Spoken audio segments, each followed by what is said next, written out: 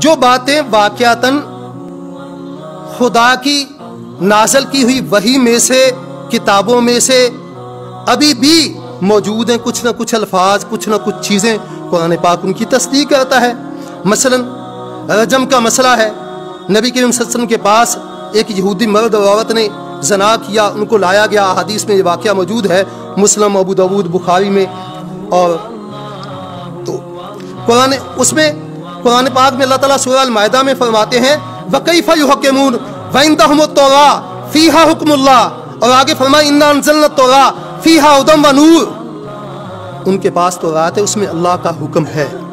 تو جو رجم کا مسئلہ ہے آج بھی تورات میں موجود ہے، اور اللہ تبارک و تعالیٰ نے اسے اللہ کا حکم قرار دیا، بالکل قرآن پاک نے تصدیق کی ہے، اور اسے ہدایت اور نور قرار دیا۔ جو بات اللہ کی وحی میں سے ابھی بھی موجود ہے اسے قرآن ہدایت اور نور کہتا ہے۔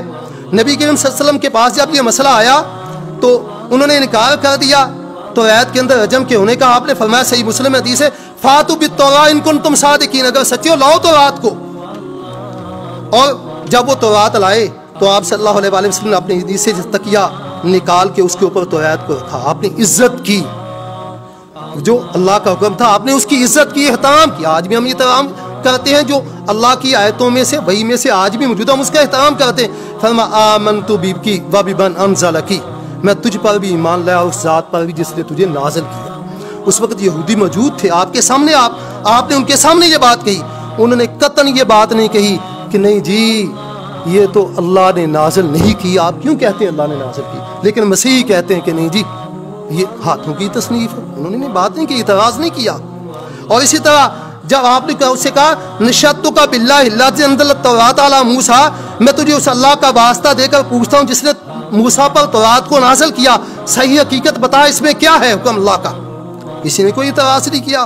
ہاں جی، تو قرآن پاک نے اسے حق کہا ہے، ہدایت کہا ہے۔ سورہ مائدہ 5 نمبر سورت، فقرہ نمبر 43 سے 47 تک، یہ میرے جو ہے نا وہ کیا اسے کہتے ہیں موسٹ فیورٹ حوالوں میں سے ایک حوالہ ہے قرآن شریف کے اندر، اور وہ آپ کو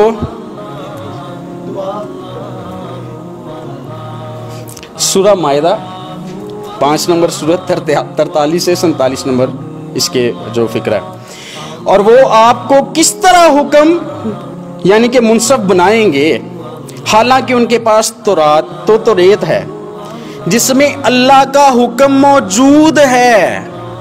ایک مرد اور عورت جو ہے وہ زنا کاری میں پکڑے گئے تو ان کے ساتھ کیا سلوک کرنا چاہیے، تو اللہ تعالیٰ کہتے ہیں کہ ان کے اور آپ کو وہ کس طرح منصف بنائیں گے حالانکہ ان کے پاس توریت ہے جس میں اللہ تعالیٰ کا حکم موجود ہے، پھر وہ اس کے بعد بھی روگردانی کرتے ہیں اور وہ تو سرے سے ہی مومن نہیں۔ بے شک ہم نے توریت نازل کی جس میں ہدایت اور روشنی ہے۔ تو اس کا مطلب یہ ہے کہ توریت اس دور میں موجود تھی، رد و بدل سے پاک تھی، اس لیے تو پیغمبر اسلام نے کہا ہے کہ اس میں سے پڑھو اور اس کے مطابق ہی سزا دو۔ پیغمبر اسلام توریت پر ایمان لائے، اگر بدلی ہوتی تو یہ کہنے کی کیا ضرورت تھی؟ مولوی صاحب نے وہ حدیث جو ہے سنا دی تھی آپ کو، جس میں پیغمبر اسلام نے جب وہ گئے یہودیوں کے پاس تو انہوں نے عزت دینے کے لیے ان کو ایک کشن دیا، تکیہ دیا، جس کو انہوں نے اپنے سائڈ پہ رکھا۔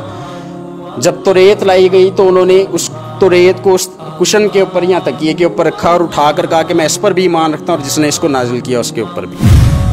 پادری صاحب کہتے ہیں کہ کہا گیا لاؤ توریت لاؤ، دلیل لاؤ، سورہ مائدہ کی آیت پڑھی، ہاں جی وَكَيْفَ يُحَكِّمُونَ کا میں پہلے یہ بات بیان کر چکا ہوں کہ وہ رجم کے متعلق یہ آیت نازل ہوئی تھی، اور وہاں آپ نے کہا توریت لاؤ، تو وہ بائبل پوری آپ کے پاس لائے تھے، یا چلو بائبل تو چھوڑو، یہ کتابیں توریت کی جو 5 کتابیں آپ کے نزدیک ہیں، یہ 5 کی 5 کتابیں انہوں نے آپ کے سامنے رکھی تھی، قطعاً یہ بات نہیں ہے، بلکہ ہاں جی قرآن پاک میں وہاں جو بات موجود ہے وہاں قرآن پاک میں ایک جگہ موجود ہے تجعلونہ قراطیس، تم اسے علیحدہ علیحدہ ورقوں میں لکھتے ہو۔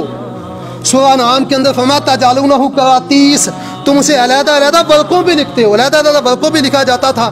اور وہاں بھی موجود ہے فناشروا، انہوں نے نشر کیا۔ نشر کہتے ہیں یہ کتاب کھولنے کو نہیں، جیسے وہ تمار ہوتے ہیں اس کو ایسے لپیٹا جاتا ہے، اس طرح اسے کھولا جاتا ہے، ہاں جی، ایسے جیسے لپیٹا جاتا ہے یہ تمار کی صورت میں، ایسے اس کو ایسے کھولنے کو کہتے ہیں۔ اور پھر اللہ اکبر، یہ دیکھیں جی، الحمدللہ رب العالمین، میں نے کیا پڑھا جی؟ قرآن۔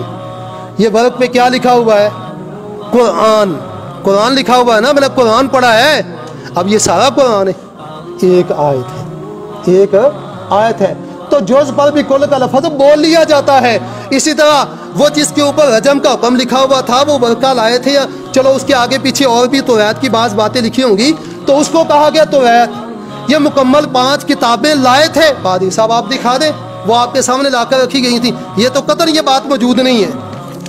اگر اخبار پہ بھی لکھی ہوئی ہو، کوئی آیت لکھی ہوئی، بندے بیٹھے ہوئے ہیں جی، تو لو فیصلہ کرو جی، اخبار سے دکھاتے ہیں، دیکھو جی اللہ کا حکم ہے، حالانکہ وہ آیت اخبار کے اوپر لکھی ہوئی ہے، باقی ساری باتیں وہ اللہ کی آیت نہیں لکھی ہوئی، قرآن یا تو آیت نہیں لکھی ہوئی۔ اگر وہ اخبار پہ بھی لکھی ہوئی، کسی کاغذ پہ بھی چند آیتیں لکھی ہوئی یا ایک آیت یا چند لفظ لکھے ہوئے ہو، ہم اسے بھی جو نا حجت دلیل مانگتے ہیں وہ بھی ٹھیک ہے، اس پہ بھی فیصلہ ہو جائے گا۔ یہ کیا کہ اب ساری وہ اخبار ہی الہامی ہوگی، خدا کا کلام ہوگی یا درست ہوگی، یہ کہاں سے نکلا؟